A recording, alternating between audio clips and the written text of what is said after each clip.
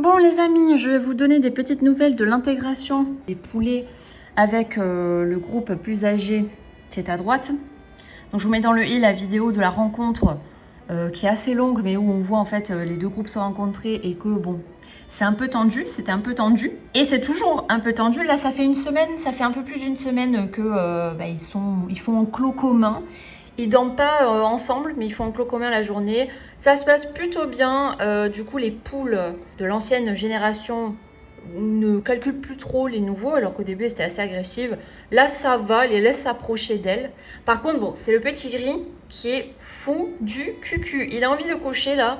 Il découvre ce que ça fait d'être un coq, donc il essaye un peu tous les comportements. Et il essaye de cocher. Sauf que aucune des poules là de l'enclos n'est prête parce que elles sont trop jeunes, donc elles pondent pas encore.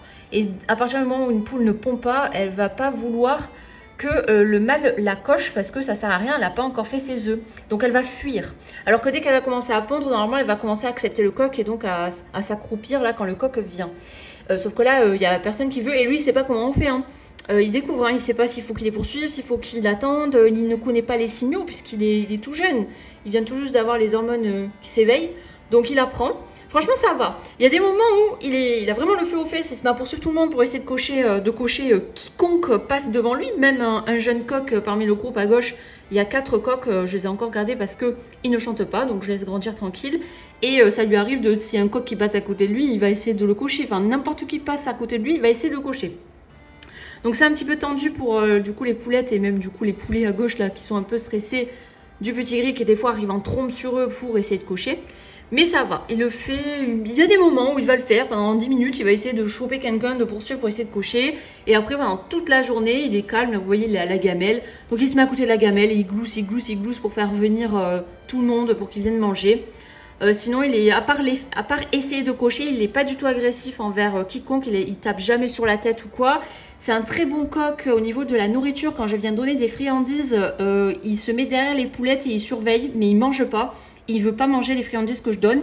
Il les mange que si les poulettes sont parties et que je lui tends la main avec la friandise et que là, il le prend. Mais il attend que les poulettes aient mangé avant de manger. Donc ça, c'est un très bon coq au niveau de ce comportement-là.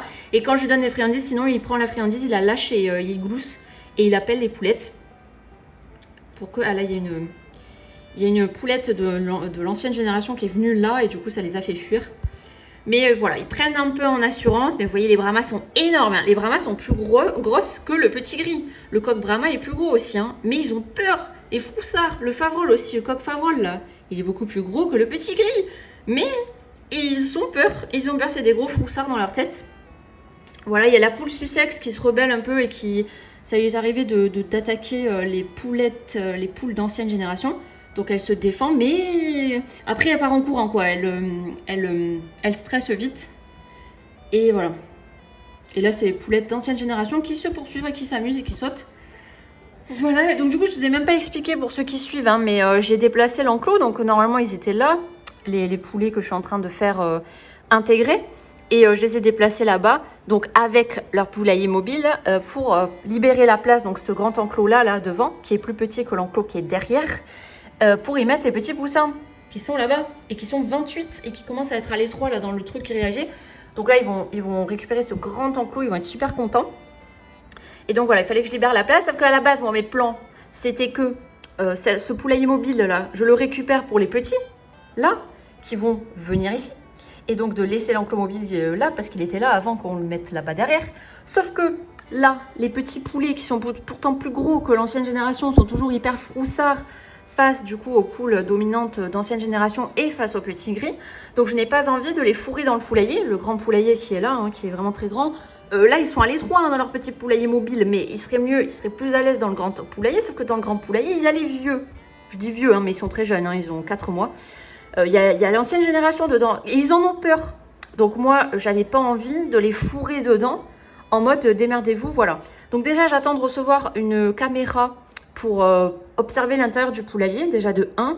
Et ensuite, une fois que j'ai la caméra, là, j'essaierai de mettre les poules les plus dominantes, on va dire, chez les petits poulets, donc les brahmas. Les brahmas, elles sont pas très dominantes, mais elles ont moins peur parce qu'elles font la taille, du coup, elles sont plus grandes que l'ancienne génération. Et du coup, les Brahmas, la Sussex, parce qu'elle a beaucoup de caractère, et éventuellement les coqs, à voir du coup qui c'est que je mets et que je force à aller dormir avec l'ancienne génération. Parce que là, ils iront jamais d'eux-mêmes parce qu'ils ont trop peur. Donc en attendant, ils ont leur poulailler mobile disponible. Voilà.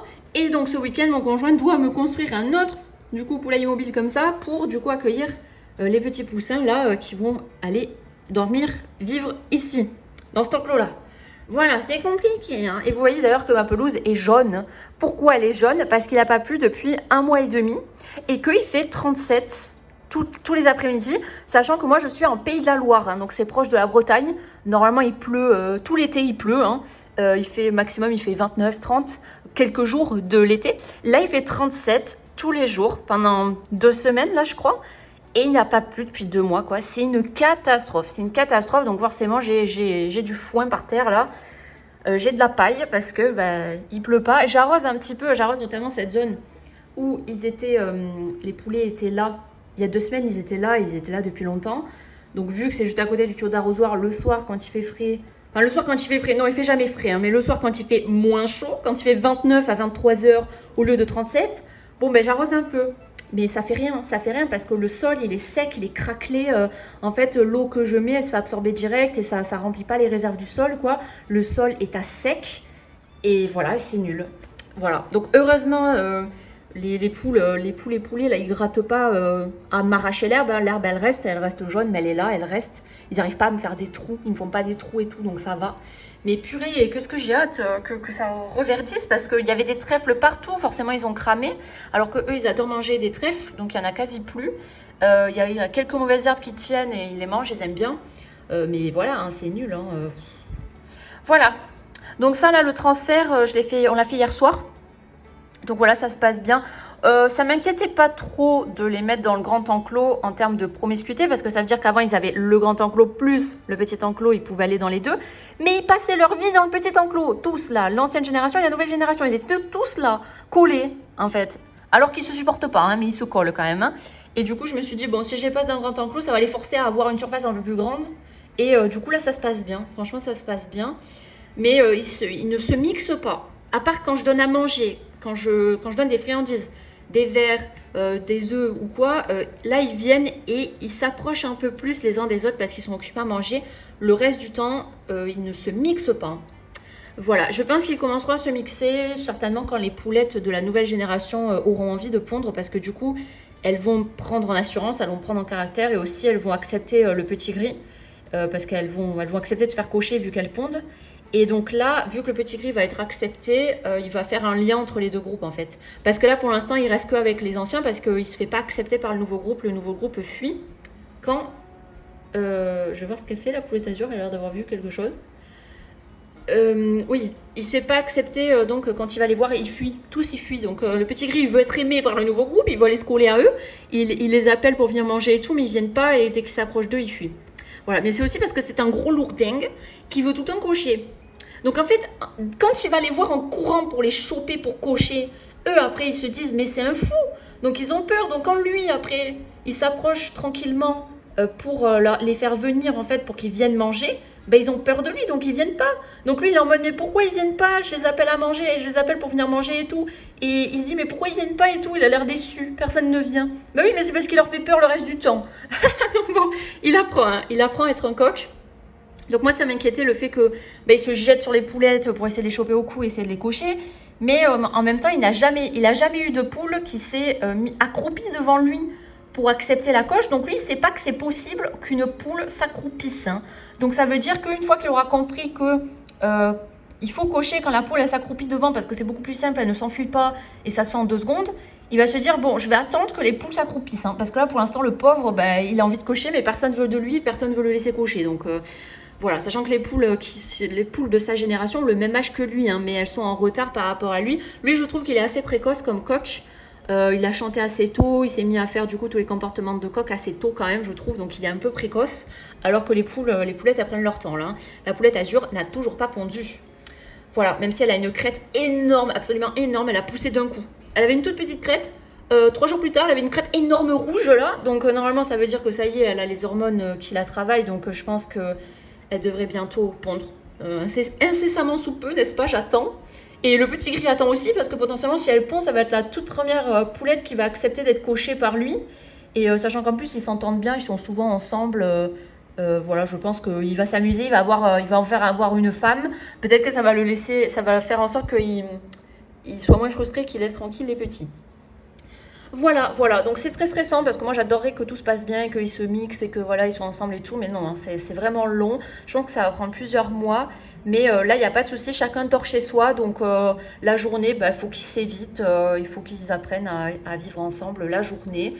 Et après, la nuit, au moins, ils ne sont pas enfermés dans un petit espace clos où ils pourraient littéralement s'entretuer. Hein. Là, non. Chacun dort chez soi. Donc voilà, ils sont tranquilles. Et en plus, quand je vais rajouter tous les petits poussins, là, les 28 petits poussins qui sont là-bas, là, et que je vais les ajouter là, et ben du coup, je pense que comment dire, ça va faire un peu une distraction, notamment pour l'ancienne génération, surtout le petit gris, il va venir à la clôture, il va faire que les regarder. Donc ça va l'occuper aussi, il va laisser un peu tranquille, du coup, les nouvelles générations. Voilà, on va dire la génération 2. Ça, c'est la première génération, le petit gris et ses poulets de soie, la poulette azur. La deuxième génération, c'est le mix de races. Et la troisième génération, du coup, c'est les 28 petits de races diverses. Voilà. Et j'ai très hâte qu'ils passent dans cet enclos-là. Je pourrais vous les montrer de près. On les verra bien et tout parce qu'ils sont vraiment bien grandis. Et il y a beaucoup de coques dans le lot. Donc là, ils restent à l'ombre à la journée. Au niveau de la canicule, franchement, ça va. Hein. Il fait chaud, mais ils restent allongés à l'ombre. Et puis, ils ont de l'eau, ils ont à manger. Les cailles aussi, hein.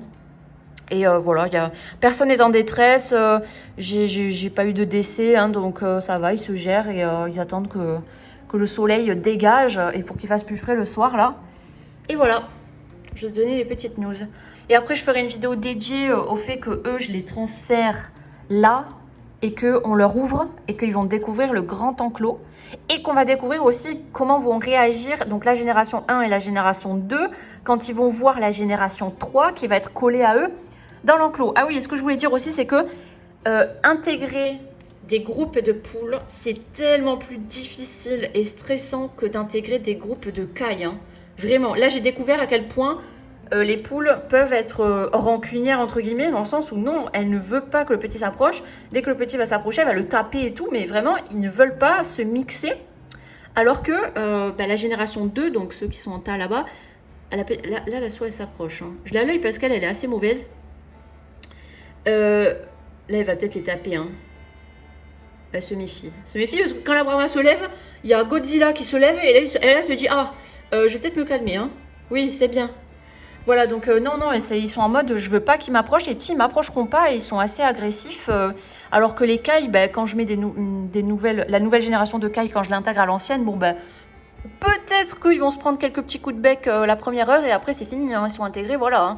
Hein. Ils restent collés, ils mangent ensemble et tout, mais là, les poules, c'est beaucoup plus difficile, hein, vraiment. Et en plus, ils peuvent être dangereux hein, entre eux à s'attaquer assez violemment. Donc, je suis très, très, très stressée en ce moment, là. Mais quand je vois que ça se passe bien, ça va, je me détends. Mais voilà, heureusement qu'on va faire un autre enclos comme ça. Parce que moi, ce qui m'aurait stressé, c'est d'avoir une deadline. Regardez la poulette là. Ce qui m'aurait stressé, c'est d'avoir une deadline et de me dire il faut absolument qu'à cette deadline-là, je les mette tous dans le poulailler. Sauf que, en fait, ce qui allait se passer, c'est que, imaginons, je les prends, je les force à aller dans le poulailler la nuit avec les vieux. Bon, peut-être qu'ils vont se taper dedans. Je sais pas, peut-être qu'ils vont pas se calculer. Mais donc après, le matin, j'ouvre, tout le monde sort. Ok. Le soir, les petits, là, ils vont pas vouloir retourner dans le poulailler d'eux-mêmes alors qu'il y a la génération 1 dedans et qu'ils en ont peur. Hein. Ils vont pas vouloir aller aux lignes. Donc, c'est-à-dire que tous les soirs, il faut que je poursuive les 13 dans l'enclos, là, pour les forcer à aller dans le vieux temps, enfin, dans le poulailler avec la génération 1. Mais c'est impossible. Logistiquement, c'est l'enfer. Donc, du coup, j'ai décidé de laisser le poulailler ici, poulailler temporaire. Ils sont vachement à l'étroit dedans, hein, mais ils préfèrent ça que d'aller avec eux, d'aller dans le palace là-bas, qui est le giga poulailler, avec la génération 1. Ils veulent pas y aller. Donc j'attends. Je pense que le moment où ils voudront bien aller dans le vieux poulailler, dans le grand poulailler, ce sera quand les poules vont pondre, je pense, parce qu'elles vont gagner en caractère. Elles vont laisser le petit gris les approcher, je pense. Donc voilà, moi j'attends ça. Sauf qu'elles pondront dans plusieurs mois, hein, donc potentiellement elles vont rester plusieurs mois dans le petit poulailler là. bon, bah, ils se débrouillent, hein, au moins ils sont protégés. Voilà, l'important c'était qu'il n'y en ait aucun qui dorme dehors la nuit, là, la belle étoile, parce que le matin, je viens, il n'y a plus personne et il y a des plumes partout, hein. Ça je le sais. Hein. Donc c'est pour ça que c'était primordial que je puisse les enfermer quelque part la nuit pour les protéger. Et là, ben, même si dans la cabane au fond, là, ils commencent à être à l'étroit, au pire, ils dorment dans l'enclos grillagé. Ça, c'est un enclos grillagé agrafé à la graffeuse pneumatique. Là, c'est impossible d'arracher le grillage. Il faudrait qu'un chien de type pitbull vienne pour essayer de défoncer, mais c'est pas un renard qui va réussir à arracher ça, là. Donc, normalement, ils sont protégés. Hein. Et du coup, je m'étais dit que c'était pas plus mal que j'ai un poulailler temporaire comme ça qui va rester longtemps dans le grand enclos, parce que comme ça, si une poule veut couver plus tard et qu'elle veut faire des poussins, je pourrais l'isoler là, la mettre là-dedans avec ses poussins, comme ça, ben, la journée, elle peut explorer le grand enclos où il y a tout le monde avec ses poussins, les défendre et tout, et la nuit, elle peut aller dormir tranquille toute seule avec ses poussins et pas aller dormir dans le grand poulailler avec tout le monde, sachant que les poussins, ils pourraient avoir du mal les poussins nouveau-nés, à monter cette rampe-là pour rentrer dans le poulailler. Donc, il me servira forcément, donc voilà les plans. Et là, ça va. Ah, ce matin, il était calme, le petit gris. Mais alors, dès qu'il sort du poulailler, il se met à sprinter. Il veut aller sur les nouveaux. Donc, moi, je dois un peu le bloquer. Et il essaie de m'esquiver. Hein. Il essaie de m'esquiver. Là, il danse là pour essayer de m'esquiver. Et pour essayer de se glisser dans un... De se faufiler, en fait, là où je ne regarde pas pour aller sprinter les petits. Et ce matin, j'aurais donné de l'œuf. Donc, ça l'a un peu distrait. Et il est juste allé les voir vite fait. Il n'a pas essayé de cocher ce matin, les nouveaux. Il est allé les voir vite fait, mais il ne les a pas coursés. Il n'a pas essayé de les choper. Donc, heureusement. Et voilà. Et du coup, bah, j'ai mis du coup une nappe ici pour faire de l'ombre. Là, on est le matin, donc le soleil, il est sur le côté là. Hein, donc c'est pour ça qu'ici, c'est au soleil. L'arbre, il va tourner comme ça. Et du coup, le soleil, quand il sera là-haut, ici, ça fera une grosse ombre carrée. Donc c'est là où les petits vont rester. Et les grands, ils aiment bien se mettre là-bas, en pente, là, devant la haie. Dès que le soleil commence à monter vers midi, là, ça fait de l'ombre au fond là. Et du coup, les grands, ils vont au fond là. Les petits, ils se mettront là. Et à partir de 15 h, le poulailler commence à faire une grande ombre devant. Et donc, les grands, ils migrent et ils vont là-bas généralement. Donc, du coup, chacun a son espace.